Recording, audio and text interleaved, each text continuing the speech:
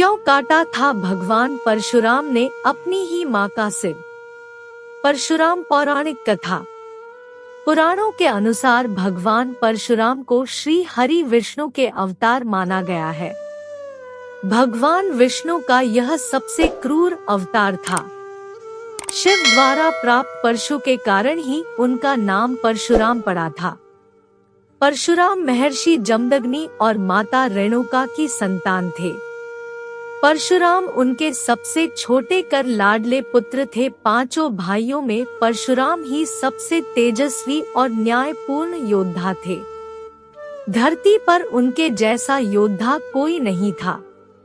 परशुराम अपने माता पिता के सबसे लाडले और आज्ञाकारी पुत्र होते हुए भी उन्होंने माता का सिर काट दिया था। आखिर उन्होंने ऐसा कठोर कदम क्यों लेना पड़ा? ऐसा क्या कारण था जो उनकी माता के जीवन से भी बढ़कर था? आगे हम इसके बारे में विस्तार पूर्वक पढ़ेंगे।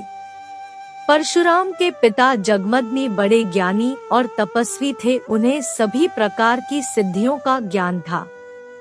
परशुराम अपने पिता की आज्ञाकारी पुत्र थे और पिताजी की हर आज्ञा को पत्थर की लकीर मान हर हाल में पूर्ण करते थे। माता रेणुका से हो गई थी एक भूल और महर्षि जमदग्नि हुए क्रोधित। एक बार की बात है, ऋषि जगमदग्नि के स्नान के लिए पत्नी रेणुका नदी में पानी लेने के लिए गई। वही कुछ दूरी पर राजा चित्र भी स्नान कर रहे थे।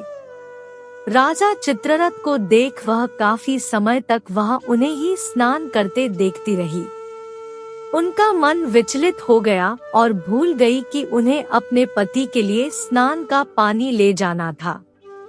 काफी समय हो गया। महर्षि जमदग्नि पत्नी रेणुका की प्रतीक्षा में बैठे उनका इंतजार करते रहे। जब पत्नी रेणुका आश्रम पहुंची तो ऋषि जगमदग्नि ने अपनी ध्यान शक्ति से उनके देर में आने का कारण ज्ञात करना चाहा। इससे उन्हें सब ज्ञात हो गया और महर्षि जगमदग्नि अपनी पत्नी पर क्रोधित हो उठे। पिता ने दिया चारों पुत्रों को दिया अपनी ही मां का सर काट देने का आदेश। उसी समय उनके चारों पुत्र रघुवंशी, शुरुवस्तु और विश्वासु भी आश्रम आ गए थे। महर्षि जमदग्नि ने अपने चारों पुत्रों को बारी बारी से अपनी मां का वध करने को कहा, पर किसी ने भी मां की मोहावश ऐसा करने का हिम्मत नहीं जुटा पाए। किसी ने भी पिता की आज्ञा को नहीं माना और सभी पीछे हट गए, क्योंकि हिंदू धर्म ग्रंथों के अनुसार किसी भी स्त्री की हत्या को बहुत बड़ा पाप माना गया है और यही अपनी ही मां का वध करने की बात थी। लेकिन पिता आज्ञा का विरोध करना भी एक बड़ा अपराध है। चारों पुत्र समझ नहीं पा रहे थे क्या करना उचित होगा। जब ऋषि के चारों पुत्रों ने उनकी आज्ञा को नहीं माना तो अपने चारों पुत्रों को चेतना, बुद्धि और विचार नष्ट होने का शाप दे दिया। परशुराम ने ही अपने पिता के आदेश क्यों माना? वही थोड़ी देर में परशुराम भी आश्रम में आ गए। परशुराम को देख महर्षि जमदग्नि ने उन्हें अपनी मां की और अपने चारों भाइयों का वध करने का आदेश दिया। अपने पिता की आज्ञा पाकर उन्होंने अपनी माता और चारों भाइयों का वध कर डाला। यह देख ऋषि जगमग काफी प्रसन्न हुए और परशुराम से वर मांगने के लिए कहा। परशुराम जानते थे कि उनके पिता बहुत बड़े ज्ञानी हैं और सभी प्रकार की सिद्धियां प्राप्त है। उन्हें अपने पिता की बातों से पूर्ण अवगत थे कि वह अपने पिता के आदेश मानेंगे तो उनके पिताजी उन्हें मुँह मांगा वरदान देंगे। इसलिए उनके पिताजी जब उनसे वरदान मांगने को कहते हैं तो परशुराम ने अपनी मां का और अपने चारों भाइयों को पुनर्जीवित करने का वरदान मांगते हैं। इससे उनके पिता ने उनकी इच्छा मान माता रेणुका और चारों भाइयों को जीवित कर गए। इस तरह परशुराम ने अपने पिता की आज्ञा भी मानी और अपनी माता और भाइयों को जीवित भी करा लिया। परशुराम ने अपनी पुनः जीवित मां हत्या पाप के लिए किया प्रायश्चित।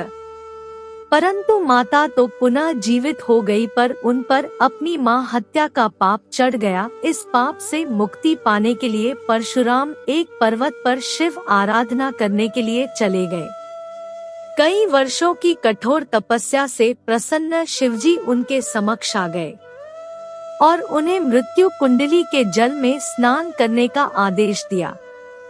तभी वह अपनी माता के पाप से मुक्त हो पाएंगे। परशुराम ने शिव के कहे अनुसार ऐसा ही किया और अपनी माता की हत्या के पाप से मुक्ति प्राप्त की।